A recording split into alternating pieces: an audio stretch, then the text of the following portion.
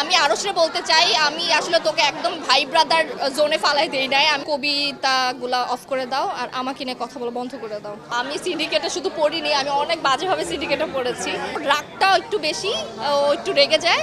আমার অ্যাক্টিং ভালো হওয়ার পিছনে মোশাররফের অবদান আছে, এটা আসলে বলে বোঝানো যাবে না। মানে উনি তো একটা লেজেন্ড। সো আমি আসলে খুবই ব্লেসড যে আমি তার সাথে কাজ করতে পারি। আর আমার মনে হয় যে দর্শকরা আমাকে বলেও বেসিক্যালি যে তিশা আপুর পর আসলে মোশাররফ করিমকে আমার সাথে ভালো লাগে অ্যাজ এ জুটি। সেইটা আসলে আমার কাছে অনেক বড় একটা পাওয়া।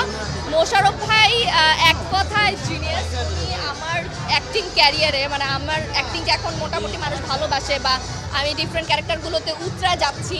মোশাররফ করিম তার উপরে অনেকটা, মোশাররফ করিমের জন্যই বেসিক্যালি। উনি আমার সাথে অ্যাক্টিং করার সময় এভরিথিং ভাইয়া দেখে, আমার ডায়লগ কীভাবে আমি ডেলিভারি দিব, এভরিথিং। সো আমার অ্যাক্টিং ভালো হওয়ার পিছনে মোশাররফের অবদান আছে।